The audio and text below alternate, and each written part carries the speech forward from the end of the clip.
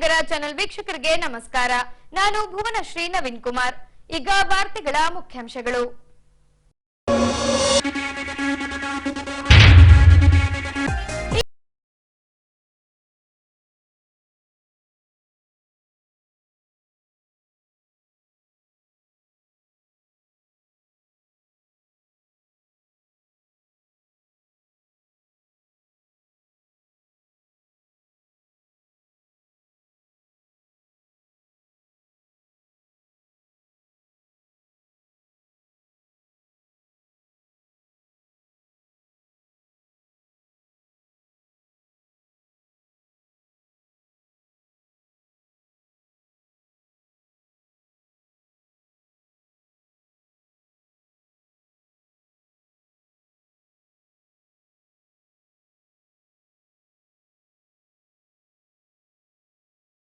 ಪ್ರಾರ್ಥನೆಗೈದು ಅಲ್ಲಾಹನ ಕೃಪೆಗೆ ಪಾತ್ರರಾದ ಮುಸ್ಲಿಂ ಬಾಂಧವರು. ಈಗ ವಾರ್ತೆಗಳ ವಿವರ. ತ್ಯಾಗ ಬಲಿದಾನಗಳ ಹಬ್ಬವೇ ಬಕ್ರೀದ್ ಆಚರಣೆಯಾಗಿದೆ. ಇಳಿಯ ವಯಸ್ಸಿನಲ್ಲಿ ಸಂತಾನ ಭಾಗ್ಯ ಪಡೆದ ಇಬ್ರಾಹಿಂ ದಂಪತಿಗಳಿಗೆ ಇಸ್ಮಾಯಿಲ್ ಎಂಬ ಮಗು ಜನಿಸುತ್ತಾನೆ. ಈತನಿಗೆ 13 ವರ್ಷದ ಮಗನಾದ ಇಸ್ಮಾಯಿಲ್ ರವರನ್ನ ಬಲಿ ಕೊಡುವಂತೆ ಅಲ್ಲಾಹನು ಇಬ್ರಾಹಿಂ ರವರಿಗೆ ಆದೇಶಿಸುತ್ತಾನೆ. ಇದಕ್ಕೆ ಒಪ್ಪಿಕೊಂಡ ಇಬ್ರಾಹಿಂ ತನ್ನ ಮಗನನ್ನ ಬಲಿ ಕೊಡಲು ಮುಂದಾಗುತ್ತಾನೆ. ಈತನ ತ್ಯಾಗ ಹಾಗೂ ಭಕ್ತಿಗೆ ಮೆಚ್ಚಿದ ಅಲ್ಲಾಹನು ಮಗನ ಬದಲಾಗಿ ಮೇಕೆಯನ್ನ ಬಲಿ ನೀಡುವಂತೆ ಆದೇಶಿಸುತ್ತಾನೆ. ಆಗ ಇಬ್ರಾಹಿಂ ಒಂದು ಮೇಕೆಯನ್ನ ಅಲ್ಲಾಹನಿಗೆ ಬಲಿ ನೀಡುತ್ತಾನೆ. ಅಂದಿನಿಂದ ಇಂದಿನವರೆಗೆ ಪ್ರತಿ ವರ್ಷ ತ್ಯಾಗ ಬಲಿದಾನ ಪ್ರತೀಕವಾಗಿ ಬಕ್ರೀದ್ ಆಚರಿಸಿಕೊಂಡು ಬರಲಾಗುತ್ತಿದೆ. ಹೀಗೆ ದಿನಾಂಕ 7ರಂದು ನಗರದ ಈದ್ಗಾ ಮೈದಾನದಲ್ಲಿ ಜಮಾವಣೆಗೊಂಡ ಸಾವಿರಾರು ಮುಸ್ಲಿಂ ಬಾಂಧವರು ಬಕ್ರೀದ್ ಹಬ್ಬದ ನಿಮಿತ್ತ ಸಾಮೂಹಿಕ ಪ್ರಾರ್ಥನೆ ನಡೆಸಿ ಅಲ್ಲಾಹನ ಕೃಪೆಗೆ ಪಾತ್ರರಾಗುವ ಮೂಲಕ ತ್ಯಾಗ ಬಲಿದಾನದ ಕುರಿತು ಸ್ಮರಿಸಿದ್ರು.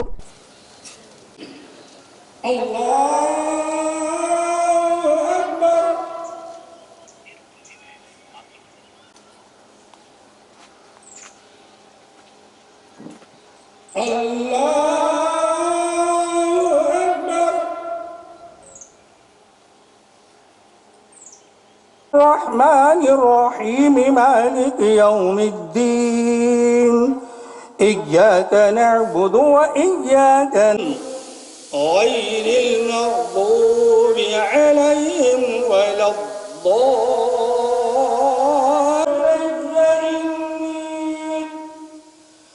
يا بني إني أرى في المنام ستجدني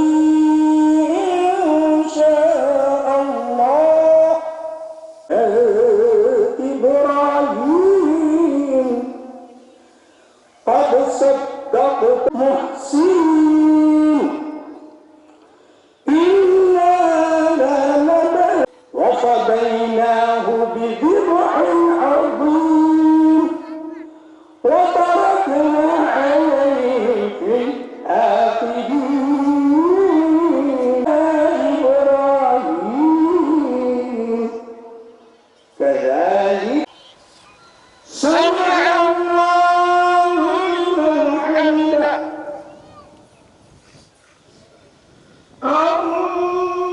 الله أكبر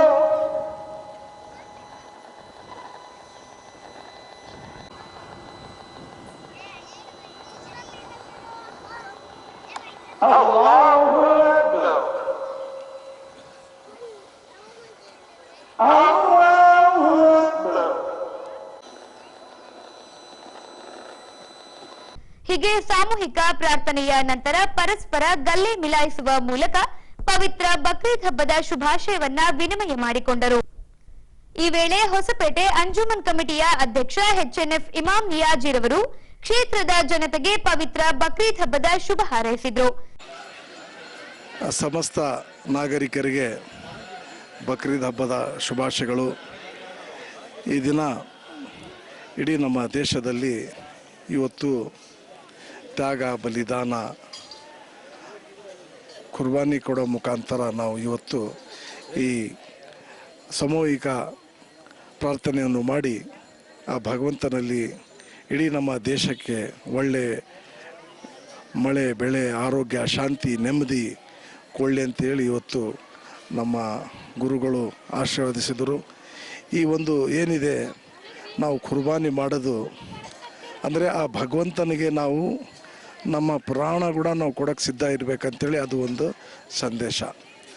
ನಮ್ಮ ಪ್ರವಾದಿ ಅವರು ಹೇಳಿದ್ದು, ಮತ್ತು ನಮ್ಮ ಹಜರತ್ ಇಬ್ರಾಹಿಂ ಖಲೀಲ್ ಅವ್ರಿಗೆ ಆ ಭಗವಂತ ಕೇಳಿ ನಿಮ್ಮ ಮಗುವಿಗೆ ಬಲಿದಾನ ಮಾಡಬೇಕಂದಾಗ ಅವರು ಹೂ ಅಂತ ಮಾಡಿದ್ರು. ಆವಾಗಲಿಂದ ಈ ಒಂದು ದುಂಬ ಕುರಿ ಬಂದು ಅವತ್ತು ಆ ಭಗವಂತ ಕೊಡ್ತಾರೆ. ಆವತ್ತಲಿಂದ ಅಂದರೆ ನಾವು ಯಾರಿಗೆ ಪ್ರೀತಿಸ್ತೀವಿ ಆ ಪ್ರೀತಿ ಮಾಡೋದು ನಾವು ಆ ಭಗವಂತನ ದಾರಿಯಲ್ಲಿ ತ್ಯಾಗ ಮಾಡೋಕ್ಕೆ ನಾವು ಸಿದ್ಧ ಇರಬೇಕಂತೇಳಿ ಈ ಒಂದು ಸಂದೇಶ ನಮ್ಮ ಬಕ್ರೀದ್ ಹಬ್ಬವನ್ನು ಕೊಡ್ತೈತೆ. ಹಾಗಾಗಿ ಈ ಒಂದು ಹಬ್ಬದ ಪ್ರಯುಕ್ತ ಸಮಸ್ತ ನಾಗರಿಕರಿಗೆ ಬಕ್ರೀದ್ ಹಬ್ಬದ ಶುಭಾಶಯಗಳನ್ನು ಹೇಳುತ್ತಾ ನಮಸ್ಕಾರಗಳು. ಈ ವೇಳೆ ಯಾವುದೇ ಅಹಿತಕರ ಘಟನೆಗಳು ನಡೆಯದಂತೆ ಜಿಲ್ಲಾ ಪೊಲೀಸ್ ವರಿಷ್ಠಾಧಿಕಾರಿ ಶ್ರೀಹರಿಬಾಬುರವರ ಮಾರ್ಗದರ್ಶನದಲ್ಲಿ ಸೂಕ್ತ ಪೊಲೀಸ್ ಬಂದೋಬಸ್ತ್ ಮಾಡಲಾಗಿತ್ತು. ದಿನಾಂಕ 4ರಂದು ಬೆಂಗಳೂರಿನ ಚಿನ್ನಸ್ವಾಮಿ ಕ್ರೀಡಾಂಗಣದಲ್ಲಿ ಐಪಿಎಲ್ ವಿಜೇತ ಆರ್ಸಿಬಿ ತಂಡದಿಂದ ವಿಜಯೋತ್ಸವ ಕೈಗೊಳ್ಳಲಾಗಿತ್ತು. ಈ ವೇಳೆ ಕಾಲ್ತುಳಿತದಿಂದಾಗಿ 11 ಜನ ಆರ್ಸಿಬಿ ಅಭಿಮಾನಿಗಳು ಪ್ರಾಣ ಕಳೆದುಕೊಂಡಿದ್ದಾರೆ. ಭದ್ರತೆಯ ಲೋಪದಡಿಯಲ್ಲಿ ಬೆಂಗಳೂರಿನ ನಗರ ಪೊಲೀಸ್ ಆಯುಕ್ತ ಬಿ ದಯಾನಂದ್ ರವರನ್ನ ಸೇರಿದಂತೆ 6 ಜನ ಅಧಿಕಾರಿಗಳನ್ನ ರಾಜ್ಯ ಸರ್ಕಾರದಿಂದ ಅಮಾನತುಗೊಳಿಸಿದೆ. ಈ ಅಂಶವನ್ನ ರಾಜ್ಯವ್ಯಾಪಿ ಖಂಡಿಸಲಾಗುತ್ತಿದೆ. ಹೀಗೆ ಈ ಅಂಶಕ್ಕೆ ಸಂಬಂಧಿಸಿದಂತೆ ಹೊಸಪೇಟೆ ತಾಲೂಕು ವಾಲ್ಮೀಕಿ ನಾಯಕ ಸಂಘವು ದಿನಾಂಕ 7ರಂದು ವಾಲ್ಮೀಕಿ ವೃತ್ತದಲ್ಲಿ ಪ್ರತಿಭಟನೆ ನಡೆಸಿ ಐಪಿಎಸ್ ಅಧಿಕಾರಿ ದಯಾನಂದ್ ರವರ ಅಮಾನತನ್ನ ವಿರೋಧಿಸಿದ್ರು. ಐಪಿಎಲ್ ವಿಜಯೋತ್ಸವದ ಸಂದರ್ಭದಲ್ಲಿ ನಡೆದತಕ್ಕಂಥ ಘಟನೆಯನ್ನ ಇಟ್ಟುಕೊಂಡು 3 ಅಂಶಗಳನ್ನ ನಾನಿಲ್ಲಿ ಬಹಳ ಮುಖ್ಯವಾಗಿ ನಿಮ್ಮ ಗಮನಕ್ಕೆ ತರಲಿಕ್ಕೆ ಇಷ್ಟಪಡ್ತೀನಿ. ದಯಾನಂದ್ ಸರ್ ಅಂತ ಒಬ್ಬ ನಿಷ್ಠಾವಂತ, ದಕ್ಷ, ಪ್ರಾಮಾಣಿಕ, ಇಡೀ ತನ್ನ ಸೇವಾ ಅವಧಿಯಲ್ಲಿ ಒಂದೂ ಕಪ್ಪು ಚುಕ್ಕೆಗಳಿಲ್ಲದಂತೆ ಸೇವೆಯನ್ನ ಕಾರ್ಯವನ್ನ ನಿರ್ವಹಿಸಿ ಬೆಂಗಳೂರಿನಲ್ಲಿರ್ತಕ್ಕಂಥ 240 ಪೊಲೀಸ್ ಠಾಣೆಗಳಲ್ಲಿ ಪ್ರಥಮ ಬಾರಿಗೆ ಕರ್ನಾಟಕದಲ್ಲಿ ಒಬ್ಬ ಐಪಿಎಸ್ ಅಧಿಕಾರಿ 240 ಪೊಲೀಸ್ ಠಾಣೆಗಳನ್ನ ಏನಾದರೂ ಸಂದರ್ಶನ ಮಾಡಿ ಅವುಗಳನ್ನ ಮತ್ತೆ ಸ್ವಸ್ಥಿತಿಗೆ ತರುವಂತ ದಕ್ಷವಾದ ಆಡಳಿತ ನೀಡಿರ್ತಕ್ಕಂಥ ವ್ಯಕ್ತಿ ಅದು ಯಾರಾದ್ರೂ ಇದ್ರೆ ಅದು ದಯಾನಂದ್ ಸರ್ ಒಬ್ಬರೇ ಮಾತ್ರ. ಇಂಥ ವ್ಯಕ್ತಿಗಳ ಸೇವೆಯಿಂದ ಆಳುವ ಸರ್ಕಾರದ ಘನತೆ ಮತ್ತು ಗೌರವಗಳು ಉನ್ನತ ಮಟ್ಟಕ್ಕೆ ಹೇರುತ್ತದೆ ಹೊರತು ಅವರಿಂದ ಯಾವುದೇ ತಪ್ಪಾಗಲಿಕ್ಕೆ ಸಾಧ್ಯತೆ ಇಲ್ಲ ಅನ್ನುವಂಥದ್ದು ಇಲ್ಲಿ ಖಡಾಖಂಡಿತವಾಗಿ ಹೇಳುವಂತ ಮಾತು.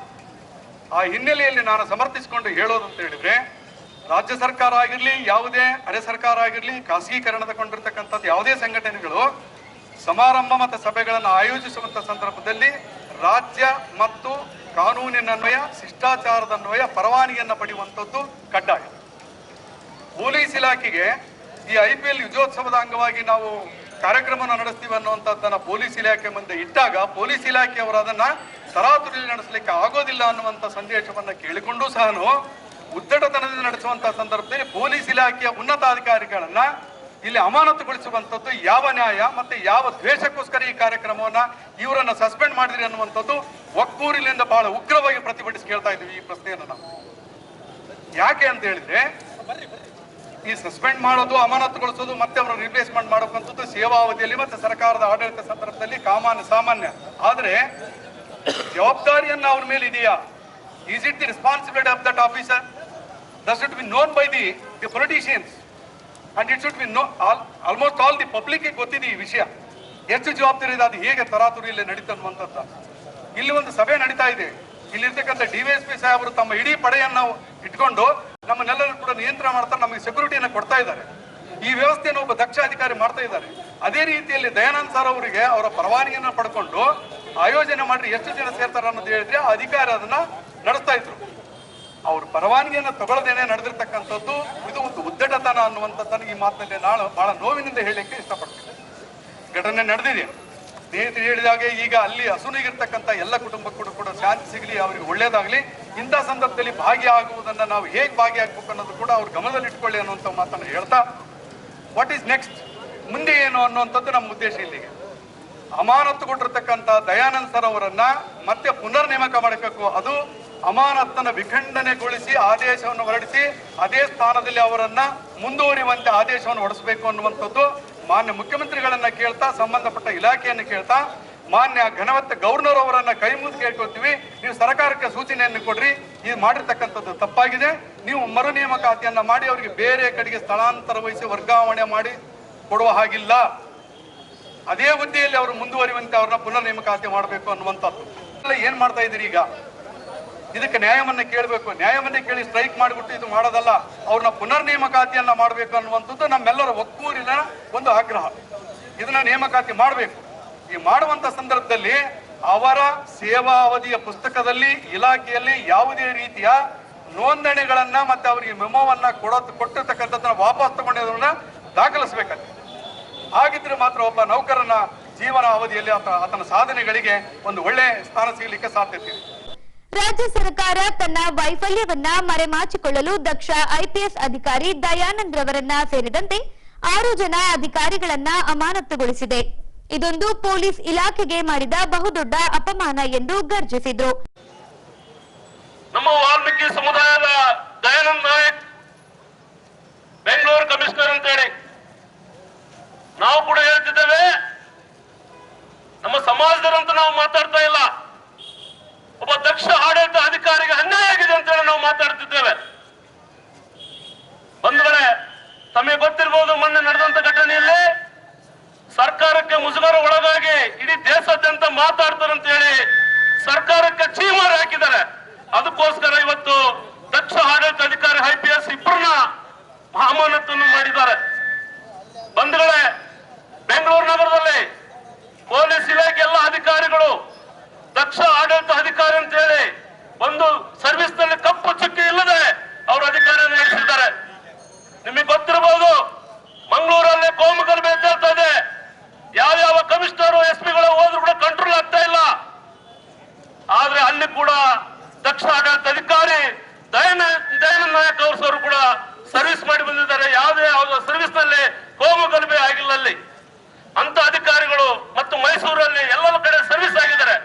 ದೊಡ್ಡ ದೊಡ್ಡ ನಗರ ಪಾಲಿಕೆಗಳಲ್ಲಿ ಸರ್ವಿಸ್ ಮಾಡಿ ಬಂದಿದ್ದಾರೆ. ಅಂತ ಅಧಿಕಾರಿಯನ್ನ ಇವತ್ತು ಅಮಾನತುಗೊಳಿಸಿದ್ದಾರೆ. ಅದಕ್ಕೋಸ್ಕರ ಬಂದರೆ ನಾವು ಕೂಡ ಏನು ವಾಲ್ಮೀಕಿ ಸಮುದಾಯದ ಕರ್ನಾಟಕ ಸರ್ಕಾರಕ್ಕೆ ಮನವಿ ಪತ್ರ ಕೊಡೋದಲ್ಲ, ಕೇಂದ್ರ ಸಚಿವ ಗೃಹ ಸಚಿವರಿಗೆ ಕೂಡ ಮನವಿ ಪತ್ರ ಕೊಡಬೇಕಾಗಿದೆ. ಯಾಕಂದ್ರೆ ಐಪಿಎಸ್ ಅಧಿಕಾರಿ ಅಮಾನತು ಮಾಡಬೇಕಂದ್ರೆ ಕೇಂದ್ರ ಸರ್ಕಾರ ಒಪ್ಪಿಗೆ ಬೇಕಂತೇಳಿ ಇವತ್ತಿನ ದಿನಮಾನ ಪತ್ರಿಕೆಯಲ್ಲಿ ಬಂದಿದೆ. ಹಂಗಾಗಿ ಅವ್ರು ಒಪ್ಪಿದಾಗ ಮಾತ್ರ ಅಮಾನತು ಅಂತ ಜಾರಿಗೊಳ್ಳುತ್ತದೆ. ಅವ್ರು ಒಪ್ಪಲಿಲ್ಲದ್ರೆ ಜಾರಿಗಳು ಆಗೋದು ಅಂತ ಹೇಳಿ ಪತ್ರಿಕೆಯಲ್ಲಿ ಬಂದಿದೆ. ಅದಕ್ಕೋಸ್ಕರ ಇನ್ನ ಇವತ್ತು ನಾಳೆ ಕೇಂದ್ರ ಸಚಿವರು ಕೂಡ ಯಡಿಯೂರಪ್ಪರ ಮೊಮ್ಮಗನ ಮದುವೆಗೆ ಬೆಂಗಳೂರಿಗೆ ಬರ್ತಿದ್ದಾರೆ. ಅದಕ್ಕೆ ತಕ್ಷಣವೇ ನಾವು ಈ ಮನವಿ ಪತ್ರವನ್ನು ಕೇಂದ್ರ ಸಚಿವ ಗೃಹ ಸಚಿವರಿಗೆ ಸಲ್ಲಿಸಿದ ನಮಗೊಂದು ಅರ್ಥಪೂರ್ವಕವಾಗಿ ಆ ಅಮಾನತುವನ್ನ ವಾಪಸ್ ತೆಗೆದುಕೊಳ್ಳಬೇಕು ಅಂತ ಹೇಳಿ ಈ ಹೊಸಪೇಟೆ ವಾಲ್ಮೀಕಿ ಸಮಾಜದ ನೇತೃತ್ವದಲ್ಲಿ ಈ ಧರಣಿ ಮುಖಾಂತರ ಕೇಳಿಕೊಳ್ಳುತ್ತಿದ್ದೇವೆ. ಎಲ್ಲರಿಗೂ ಒಂದು ಸುತ್ತ ಜೈ ಹಿಂದ್ ಜೈ ಕರ್ನಾಟಕ.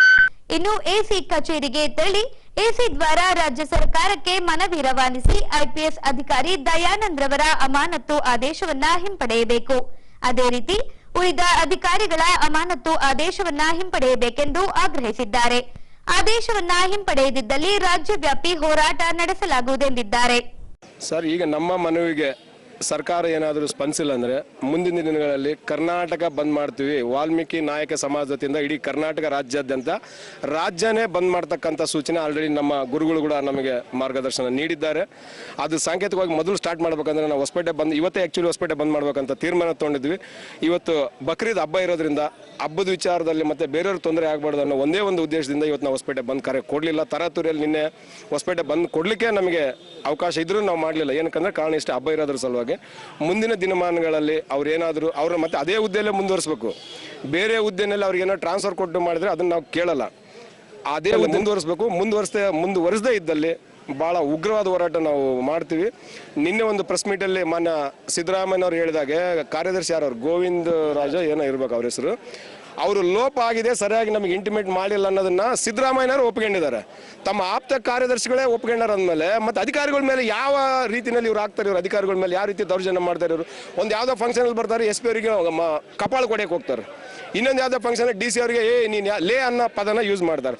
ಇವರು ಸೀಟಿಂದ 5 ವರ್ಷ ಇರೋ ಅಧಿಕಾರದಲ್ಲಿ ಇಷ್ಟೊಂದು ದೌರ್ಜನ್ಯ ಮಾಡ್ತಾ ಇದ್ದಾರೆ. ಅವರು ಒಬ್ಬ ಅಧಿಕಾರಿ 50 ವರ್ಷ ಇರ್ತಾರೆ. ಅವರು ಅವ್ರಿಗೆ ಸ್ವಲ್ಪ ಆದ್ರೂ ಸೌಜನ್ಯ ಬೇಡ. ಈ ಮುಖ್ಯಮಂತ್ರಿಗೆ ಅಧಿಕಾರಿಗಳಿಗೆ ಗೌರವ ಕೊಡೋದೇ ಗೊತ್ತಿಲ್ಲ. ಮುಖ್ಯವಾಗಿ ಮತ್ತೆ ಹೇಳ್ತಾರೆ ಹಿಂದುಳಿದ ವರ್ಗ, ನಾನು ಹಿಂದುಳಿದ ವರ್ಗದ ನಾಯಕ ಅಂತ. ಇದೇನಾ ಹಿಂದುಳಿದ ವರ್ಗದ ಮಾಡ್ತಕ್ಕಂಥ ನಾಯಕ? ಒಬ್ಬ IAS IPS ಅಧಿಕಾರಿಗಳಿಗೆ ಗೌರವ ಕೊಡೋದು ಇದೇನಾ? ಇವ್ರು ಕಲ್ತಿರೋ ಕಲ್ಚರ್ ಇದೇನಾ? ಇವರು ಹಾಗಾಗಿ ನಾನು ಮುಂದಿನ ದಿನಮಾನಗಳಲ್ಲಿ ದಯಮಾಡಿ ಹೇಳ್ತಾ ಇದ್ದೀನಿ, ಇದು ನಾಯಕ ಸಮುದಾಯದ ಹೋರಾಟ ಏನಿದೆಯಲ್ಲ ಬರೀ ನಾಯಕ ಸಮುದಾಯದ ಅಧಿಕಾರಿಗಳಿಗೆ ಮಾತ್ರ ಅಲ್ಲ. ದಯಮಾಡಿ ಇದನ್ನೊಂದು ಫೈಂಡ್ ಔಟ್ ಮಾಡ್ರಿ. ಎಲ್ಲ ಯಾರ್ಯಾರು ಅಮಾನತ್ತಾಗಿದ್ದಾರೆ ಅವರೆಲ್ಲರದು ಕೂಡ ಆದೇಶ ಹಿಂಪಡಿಬೇಕು. ಆದೇಶ ಹಿಂಪಡೆದು ಅವ್ರು ಯಾವ ಹುದ್ದೆಯಲ್ಲಿ ಅದೇ ಹುದ್ದೆನಲ್ಲಿ ಮುಂದುವರಿಸ್ಬೇಕು. ಇಲ್ಲಾಂದ್ರೆ ಮುಂದಿನ ದಿನಗಳಲ್ಲಿ ನಮ್ಮ ಸಮಾಜದ ವತಿಯಿಂದ ರಾಜ್ಯ ಬಂದ್ ಮಾಡೋದು ಸಿದ್ಧ. ಅಲ್ಲ, ಈ ರೀತಿಯಾಗಿ ಸರ್ಕಾರದ ನಿರ್ಧಾರ ತಗೊಳ್ಳೋದ್ರಿಂದ ಎಲ್ಲೋ ಒಂದು ಕಡೆ ಪ್ರಾಮಾಣಿಕ ದಕ್ಷ ಅಧಿಕಾರಿಗಳಿಗೆ ಕಸಿವಿಸಿ ಉಂಟಾಗುತ್ತಂತಲ್ಲ, ಕಸಿವಿಸಿ ಉಂಟಾಗುವಂಥ ಪ್ರಸಂಗಗಳಿವೆಲ್ಲ. ಅದೇ ಸರ್, ಈಗ ಆಗಿರೋದು ಅದೇ ಅಲ್ಲ. ತಾವು ಮಾಡಿರೋ ತಪ್ಪಿಗೆ ಈಗ ಮಾನ್ಯ ಇವ್ರು ಯಾರು ಡಿ ಕೆ ಶಿವಕುಮಾರ್ ಅವರು ಏರ್ಪೋರ್ಟ್ಗೆ ಹೋಗಿ ಅವ್ರು ರಿಸೀವ್ ಮಾಡ್ಕೊಂಬರ್ತಾರೆ.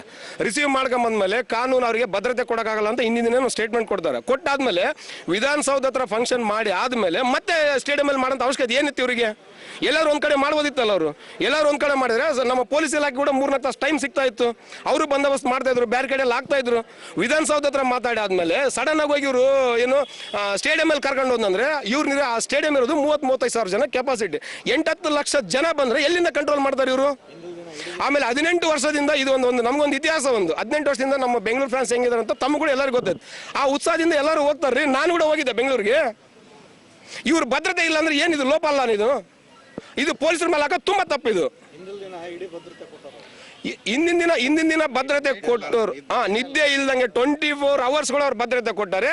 ಒಂದೇ ದಿನ 2 ಕಾರ್ಯಕ್ರಮ ಮಾಡೋಂಥ ಅನಿವಾರ್ಯತೆ ಏನಿತ್ತು ಮಾನ್ಯ ಮುಖ್ಯಮಂತ್ರಿಗಳಿಗೆ, ಡಿ ಕೆ ಶಿವಕುಮಾರ್ ಅವರಿಗೆ? ಇವರು ರಾಜಕೀಯ ಪಿತೂರು ಮಾಡಿ ತಮ್ಮ ರಾಜಕೀಯ ಕಾಂಗ್ರೆಸ್ ಸರ್ಕಾರವನ್ನ ಇದರಲ್ಲಿ ಬೇಳೆ ಬೇಯಿಸ್ಕೊಳ್ಳೋದಕ್ಕೋಸ್ಕರ ಈ ರೀತಿ ಮಾಡ್ತಿದ್ರು ಅಂತ ನಾನು ನೇರವಾಗಿ ಆರೋಪ ಮಾಡ್ತಾ ಇದ್ದೀನಿ. ನಿಮ್ಮ ಗುರುಗಳು ಯಾರೋ ಹೇಳಿದ್ರು ಇವತ್ತು ಮಾಡಿ ಅಂತ. ನಮ್ಮ ರಾಜನಹಳ್ಳಿ ಪೀಠದ ಗುರುಗಳು, ನಮ್ಮ ಸಮಾಜದ ಮಿಕ್ಕಿದ ಇನ್ನು 18 ಸಮಾಜ, ನಮ್ಮ ಸಮಾಜದ ಇನ್ನೊಂದು 18 ಜನ ಗುರುಗಳಿದ್ದಾರೆ. ಅವರೆಲ್ಲರೂ ಕೂಡ ಮಾರ್ಗದರ್ಶನ ಏನಿದೆ, ನಾಯಕ ಸಮಾಜಕ್ಕೋಸ್ಕರ ಒಂದೇ ಹೋರಾಟ ಮಾಡಬೇಡ್ರಿ. ಎಲ್ಲ ಅಮಾಯಕರು ಏನಿದ್ದಾರೆ ಅವರೆಲ್ಲರೂ ಪರ ಕೂಡ ಹೋರಾಟ ಮಾಡ್ರಿ. ಮುಂದಿನ ದಿನಗಳಲ್ಲಿ ಅವ್ರನ್ನೆಲ್ಲಾದ್ರೂ ಕೂಡ ಏನಾದರೂ ವಾಪಸ್ ತಗೊಂಡಿಲ್ಲ ಅಂದ್ರೆ ಇದನ್ನು ಉಗ್ರವಾದ ಹೋರಾಟ ಮಾಡೋಣ ಅಂತೇಳಿ ನಮ್ಮ ಸಮಾಜದ ವತಿಯಿಂದ ನಾವು ಕೂಡ ಅವ್ರಿಗೆ ಮನವಿ ಮಾಡಿದ್ವಿ. ಅವರು ಕೂಡ ನಮ್ಮ ಮನವಿಗೆ ಸ್ಪಂದಿಸಿದ್ದಾರೆ. ಧನ್ಯವಾದಗಳು. ಬೆಂಗಳೂರಿನ ಚಿನ್ನಸ್ವಾಮಿ ಕ್ರೀಡಾಂಗಣದ ಗೇಟ್ ಬಳಿ ನಡೆದ ಕಾಲ್ತುಳಿತದಿಂದಾಗಿ 11 ಜನ ಆರ್ಸಿಬಿ ಅಭಿಮಾನಿಗಳು ಪ್ರಾಣ ತೆತ್ತಿದ್ದಾರೆ. ಇದಕ್ಕೆ ರಾಜ್ಯ ಸರ್ಕಾರವೇ ನೇರ ಹೊಣೆ ಹೊರಬೇಕೆಂದು ಬಿಜೆಪಿ ಪಕ್ಷ ಆಗ್ರಹಿಸಿದೆ. ಈ ಅಂಶಕ್ಕೆ ಸಂಬಂಧಿಸಿದಂತೆ ಜೈಭೀಮ್ ವೃತ್ತಕ್ಕೆ ಆಗಮಿಸಿದ ಹೊಸಪೇಟೆ ತಾಲೂಕು ಬಿಜೆಪಿ ಘಟಕವು ಕಾಲ್ತುಳಿತಕ್ಕೆ ಬಲಿಯಾದ 11 ಜನರ ಸಾವಿಗೆ ರಾಜ್ಯ ಸರ್ಕಾರವೇ ಹೊಣೆ ಎಂದು ಘೋಷಣೆ ಹಾಕಿದ್ರು. ಪೊಲೀಸರ ಪೂರ್ವ ಸಿದ್ಧತೆ ಇಲ್ಲದೆ ತರಾತುರಿಯಲ್ಲಿ ಒಂದೇ ದಿನದಂದು 2 ಕಾರ್ಯಕ್ರಮ ನಡೆಸಿದ ಭಾಗವಾಗಿ ಕಾಲ್ತುಳಿತದಲ್ಲಿ 11 ಜನ ಪ್ರಾಣ ಕಳೆದುಕೊಂಡಿದ್ದಾರೆ. ಅವರ ಸಾವಿಗೆ ರಾಜ್ಯ ಸರ್ಕಾರವೇ ಸಂಪೂರ್ಣ ಹೊಣೆ ಹೊರಬೇಕು ಹಾಗೂ ಸಿಎಂ ಮತ್ತು ಡಿಸಿಎಂ ರವರು ಕೂಡಲೇ ರಾಜೀನಾಮೆ ನೀಡಬೇಕು. ಇಲ್ಲದಿದ್ದಲ್ಲಿ ರಾಜ್ಯದ ಜನರು ಮುಂದಿನ ದಿನ ಉತ್ತರ ನೀಡಲಿದ್ದಾರೆಂದಿದ್ದಾರೆ. ಈ ರಾಜ್ಯದಲ್ಲಿ ನಾವು ಮೊನ್ನೆ ತಾನೇ ನಡೆದಂತ 3ನೇ ತಾರೀಕಿಗೇನು ಬೆಂಗಳೂರಲ್ಲಿ IPL ವಿಜಯ ಉತ್ಸವ 18 ವರ್ಷದ ಬಳಿಕ ಮಾನ್ಯ ವಿರಾಟ್ ಕೊಹ್ಲಿ ಅವರು ಒಂದೇ ಟೀಮ್ನಲ್ಲಿ 18 ವರ್ಷ ಇದ್ದು ಜಯವನ್ನು ತಂದರು. ಇವರೇ 18 ವರ್ಷ ಇದ್ದು ಕಪ್ಪು ತಂದು ಒಂದು ದುರದಾಡಳಿತ ಅವರು ಪಾಪ ಇಡೀ ಚೆನ್ನೈ ಆಗಿರ್ಬೋದು, ಮುಂಬೈ ಆಗಿರ್ಬೋದು, ಗೆದ್ದ ಮೇಲೆ 3 ದಿನ 5 ದಿನಕ್ಕೆ ವಿಜಯ ಉತ್ಸವ ಮಾಡಿದಾರ. ಇವರು ಏಕಾಏಕವಾಗಿ ಅವರು ಬರ್ಲಿಕ್ಕಿನ ಮೊದಲೇ ಹೋಗಿ ತಾವೇ ಅಧಿಕಾರವನ್ನು ದುರುಪಯೋಗ ಪಡಿಸ್ಕೊಂಡು ಬರಲೇಬೇಕಂತ ಕರೆಸಿ ಎರಡೆರಡು ಹತ್ರ ವಿಧಾನಸೌಧದಲ್ಲಿ ಮತ್ತು ಚಿನ್ನಸ್ವಾಮಿ ಕ್ರೀಡಾಂಗಣದಲ್ಲಿ ಜನಕ್ಕೆಲ್ಲ ಬೆಳಕಿನ ಪ್ರೆಸ್ ಮೀಟ್ ಮಾಡಿ ಫ್ರೀ ಅಂತ ಹೇಳಿ ವಿರಾಟ್ ಕೊಹ್ಲಿ ನೋಡ್ಲಾರ್ದಾರೆ ಯಾರಿದ್ದಾರೆ ಹೇಳ್ರಿ? ಇವರು ವಿರಾಟ್ ಕೊಹ್ಲಿ ನೋಡ್ಲಿಕ್ಕೆ ಜನಗಳು ಬಂದಿದ್ರೆ ತಮ್ಮ ಮಕ್ಕಳನ್ನ ಮೊಮ್ಮಕ್ಕಳನ್ನ ತಮ್ಮ ಕುಟುಂಬದ ಸಮೇತವಾಗಿ ವಿರಾಟ್ ಕೊಹ್ಲಿ ಅದು ಬಿಟ್ಟು ಎದ್ದು ಹೋಗಂತ ಪರಿಸ್ಥಿತಿ ಬಂದಿತ್ತು. ಏನಪ್ಪ ಇವತ್ತು ಹೊಣೆಯನ್ನು ಹೊತ್ತಂತ ಈ ರಾಜ್ಯ ಸರ್ಕಾರ ಇವತ್ತು ಮುಖ್ಯಮಂತ್ರಿಗಳು ಮತ್ತು ಉಪಮುಖ್ಯಮಂತ್ರಿಗಳು, ಗೃಹ ಮಂತ್ರಿಗಳು ಇವತ್ತು ಹೊಣೆಯನ್ನು ಹೊತ್ತು ನೈತಿಕ ಹೊಣೆ ಮಾಲೆ ಈಗಾಗಲೇ ಇಲ್ಲಿ ವೇದಿಕೆ ಮೇಲೆ ಇರುವಂಥ ನಮ್ಮೆಲ್ಲ ನಗರಸಭೆ ಅಧ್ಯಕ್ಷರು, ಉಪಾಧ್ಯಕ್ಷರು ಮತ್ತು ಮುಖಂಡರು ವಿಸ್ತಾರವಾಗಿ ತಿಳಿಸಿದ್ರು. ನಿಮ್ಗೇನಾದರೂ ಮಾನ ಮರದಿದ್ರೆ ಸ್ವಾಮಿಗಳೇ, ನೀವು ನಮ್ಮ ಯೋಗಿ ಆದಿತ್ಯನಾಥ್ ಹತ್ರ ಮಾತಾಡಿದ್ರಿ, ಅದೇ ರೀತಿಯಾಗಿ ನೀವು ಮತ್ತೆ ನಮ್ಮ ನರೇಂದ್ರ ಮೋದಿ ಅವರು ಪಾಕಿಸ್ತಾನಿಯವರು ಮಾತಾಡ ಅದಕ್ಕೂ ಹೆಸರಿಟ್ರಿ. ಇವತ್ತು ತಮ್ಮದೇನು ಕತೆ ಮುಂದೆ ನೀವು ಹೇಳಿ ಸ್ವಾಮಿ. ದಯಮಾಡಿ ಮುಂದಿನ ದಿನಗಳಲ್ಲಿ ನೀವು ಹಿಂಗೆ ಮಾಡಿದ್ರೆ ನಿಮ್ಮ ಸರ್ಕಾರವನ್ನು ಜನಗಳು ಕಿತ್ತು ಹೋಗೋದು. ಮುಂದೆ ಬರುವಂಥ ದಿನಗಳಲ್ಲಿ ನಮ್ಮ ಬಿಜೆಪಿಯನ್ನು ಬರುತ್ತೆ ಅಂತ ಹೇಳಕ್ಕೆ ನಾನು ಇಷ್ಟಪಡ್ತಾ ಇದ್ದೀನಿ. ಸ್ವಾಮಿ ಮುಖ್ಯಮಂತ್ರಿ ಸಿದ್ದರಾಮಯ್ಯ ಅವರೇ, ಇದು ಉಡುಪಿ ಉತ್ತರವಾಗಿ ಹೇಳ್ತೀರಾ? ನಾನು ಎಲ್ಲಿ ಕೇಳೀನಿ, ಎಲ್ಲಿ ಮಾಡೀನಂತ ತಮಗೆ ಸ್ವಲ್ಪ ಆದರೂ ನೈತಿಕವಾಗಿದೆಯಾ? ಇಷ್ಟೊಂದು ನಾವು ಏಕಾಏಕ ಕಾಲಕ್ಕೆ ನೀವು ಅಷ್ಟಕ್ಕೊಂದು ಜನ 60,000 1 ಲಕ್ಷ ಜನ ಬಂದರೆ ಭದ್ರತೆಯನ್ನು ನೀಡೋಕ್ಕಾಗಿಲ್ಲ. ಪಾಪ ನಮ್ಮ ದಕ್ಷಾಧಿಕಾರಿಗಳಂತ ರಾತ್ರಿ ಎಲ್ಲ ಇಡೀ ನಮ್ಮ ಪಕ್ಕದ ರಾಜ್ಯದವರು ಕೂಡ ಹೈದರಾಬಾದ್ ಆಗಿರ್ಬೋದು, ಆಂಧ್ರ ಪ್ರದೇಶ ಆಗಿರ್ಬೋದು, ಮತ್ತು ಇಡೀ ದೇಶದಲ್ಲಂತೆಲ್ಲ ಅವತ್ತು ವಿಜೃಂಭಣೆಯಾಗಿ 3ನೇ ತಾರೀಕಿಗೆ ರಾತ್ರಿ ಮಾಡಿದರೆ ಪಾಪ ದಕ್ಷಾಧಿಕಾರಿಗಳು ಇಡೀ ರಾತ್ರಿ ಇದ್ದು ಕಾವಲಾಗಿ ನಿಂತು ಒಂದಿಷ್ಟು ಏನೂ ಆಗಲಾರ್ದಂತೆ ನಮ್ಮ ಜನಗಳನ್ನ ಕಾಪಾಡಿದ್ರು. ನೀವು ಏಕಾಏಕ ಕಾಲಕ್ಕೆ ಕರೆದು ಬೇಡ ಸ್ವಾಮಿ ಆಗಲ್ಲ ಅಂತ ಹೇಳಿದ್ರೆ ಮಾಡ್ರಯ್ಯ. ಇದೇ ಹಿಂದೆ ಒಂದು ವಿಜಯನಗರದ ಒಂದು ವೇದಿಕೆಯಲ್ಲಿ ವಿಜಯನಗರದ DC ಜಿಲ್ಲಾಧಿಕಾರಿಗಳಾದಂಥ ಜಿಲ್ಲಾಧಿಕಾರಿ ಯಾರೋ ನೀನಂತ ಕೇಳಿದೆ. ಅದೇ ರೀತಿಯಾಗಿ ಮೈಸೂರಲ್ಲಿ ಒಬ್ಬ ನಮ್ಮ SP ಸರ್ ಅವರಿಗೆ ಕಪಾಳ ಮೋಕ್ಷ ಮಾಡಲಿಕ್ಕೆ ಹೋದ್ರಿ. ಇನ್ನು ಎಷ್ಟು ಅಂತ ನಿಮ್ಮ ದೌರ್ಜನ್ಯ, ಎಷ್ಟು ನಿಮ್ಮ ದರ್ಬಳಕೆ ಕೊಟ್ಟಬೇಕು ನೀವು. ಇನ್ನು ಮುಂದೆ ಈ ಜನಗಳು ನಿಮ್ಮ ತಕ್ಕ ಉತ್ತರವನ್ನು ಕೊಡ್ತಾರ. ಇದೆಲ್ಲ ನಿಮ್ದೆಲ್ಲ ಮಾಧ್ಯಮಗಳಲ್ಲಿ ನೋಡ್ತಾ ಇದ್ದಾರೆ ಸ್ವಾಮಿ, ನಿಮ್ಮ ದರ್ಬಳಕೆ ಹೆಂಗಿದೆ ಕಾಂಗ್ರೆಸ್ನರಂತ. ಪ್ರತಿಯೊಬ್ಬರು ಒಂದು ಉಡುಪೆ ಉತ್ತರ ಕೊಡ್ತೀರಿ, ಪ್ರತಿಯೊಬ್ಬರು ಒಂದು ಇದು ಮಾನಸಿಕವಾಗಿ ಮಾತಾಡ್ತೀರಿ. ನಿಮಗೆ ಸ್ವಲ್ಪ ಆದರೂ ಮಾನ ಮರ್ಯಾದೆ ಇದೆಯಾ? ಒಟ್ಲೆ ನೀವು ಮುಂದಿನ ದಿನಗಳಲ್ಲಿ ಈ 11 ಜನ ಏನು ಸಾವನ್ನು ಒಪ್ಪಿದರೆ ನೀವೇ ಇದಕ್ಕೆಲ್ಲ ಹೊಣೆಯನ್ನು ಹೊತ್ತು ನೀವೇ ಕೊಲೆಗಟ್ಟಕಂತ ಹೇಳಲಿಕ್ಕೆ ನಾವು ಇಷ್ಟಪಡ್ತಾ ಇದ್ವಿ. ದಿನಾಂಕ 7ರಂದು ಹೊಸಪೇಟೆ ನಗರದಲ್ಲಿನ ಮುಸ್ಲಿಂ ಬಾಂಧವರಿಂದ ಬಕ್ರೀದ್ ಆಚರಣೆಯನ್ನ ಕೈಗೊಂಡಿದ್ದರು. ಈ ಭಾಗವಾಗಿ ನಗರದ ವಿವಿಧ ಏರಿಯಾಗಳಲ್ಲಿ ಬರುವ ಈದ್ಗಾ ಮೈದಾನಗಳಿಗೆ ತೆರಳಿದ ಸಾವಿರಾರು ಮುಸ್ಲಿಂ ಬಾಂಧವರು ಸಾಮೂಹಿಕ ಪ್ರಾರ್ಥನೆಗೈದು ಅಲ್ಲಾಹನ ಕೃಪೆಗೆ ಪಾತ್ರರಾದರು. ಈ ಅಂಶಕ್ಕೆ ಸಂಬಂಧಿಸಿದಂತೆ ದಿನಾಂಕ 7ರಂದು ಹರಿಹರ ರಸ್ತೆ RTO ಕಚೇರಿ ಬಳಿ ಬರುವ ಈದ್ಗಾ ಮೈದಾನಕ್ಕೆ ಆಗಮಿಸಿದ ಮುಸ್ಲಿಂ ಬಾಂಧವರು ಸಾಮೂಹಿಕ ಪ್ರಾರ್ಥನೆ ನಡೆಸಿ ಅಲ್ಲಾಹನ ಕೃಪೆಗೆ ಪಾತ್ರರಾದರು. ಅಲ್ಲಾಹು ಅಕ್ಬರ್.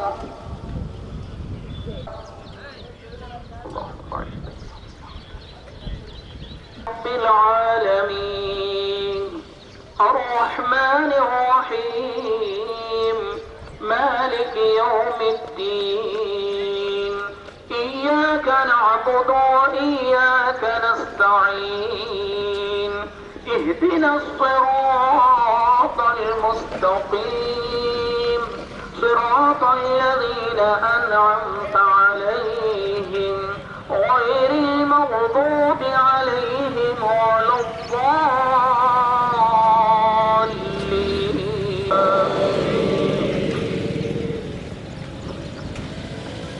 سبح اسم ربك فهدى والذي أخرج المرعى فجعله غثاء أحوى سنقرئك فلا إنه يعلم الجهر وما يخفى ونيسرك لليسرى فذكر من يخشى ويتجنبها هذا لفي الصحف الأولى صحف إبراهيم وموسى.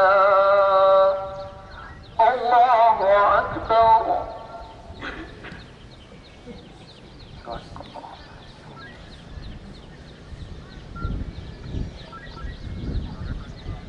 الله لمن حمده.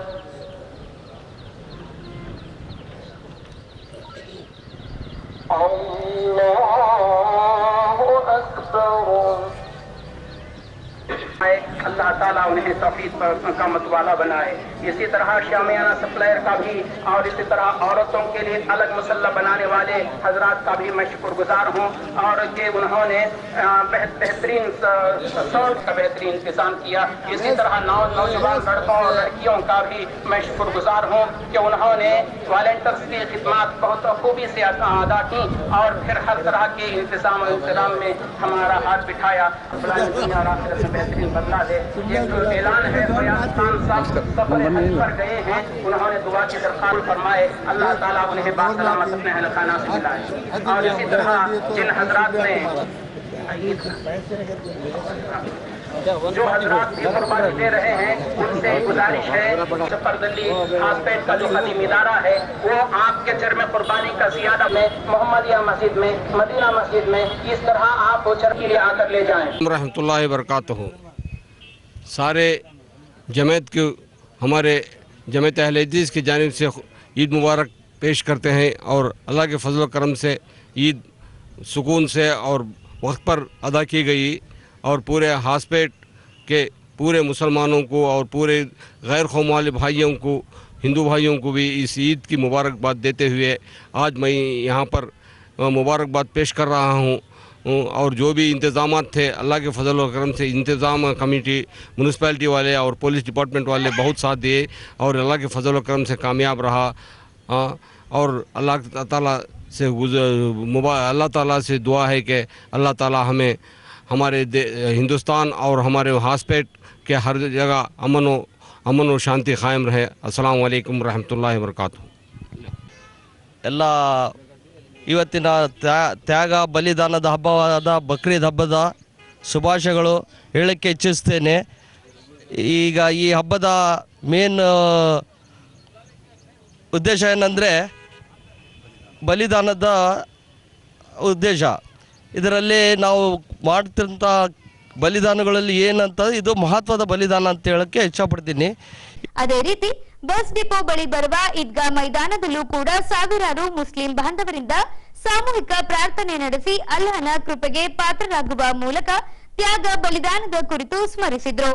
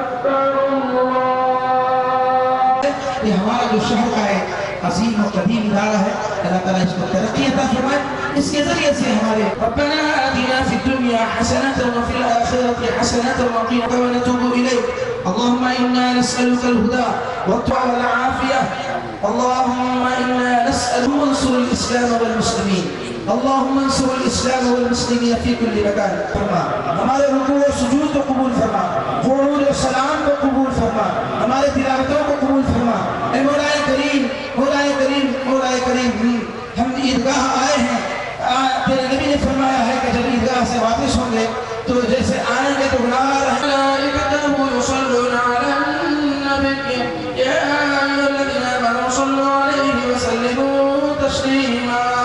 اللهم صل وسلم وبارك على حبيبك سيدنا نبينا مولانا محمد يا نبي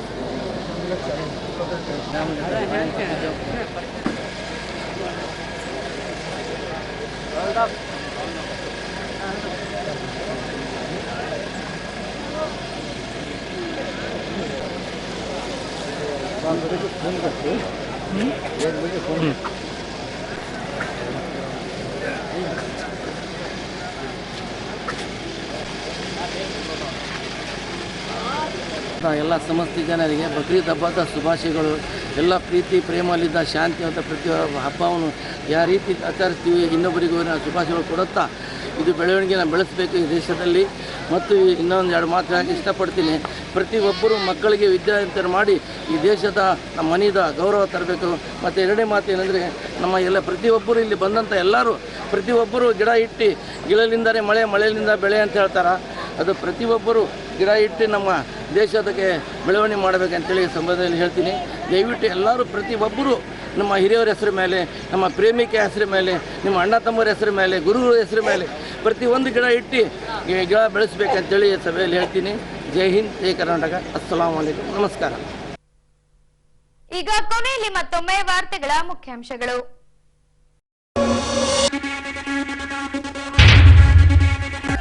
ಈದ್ಗಾ ಮೈದಾನದ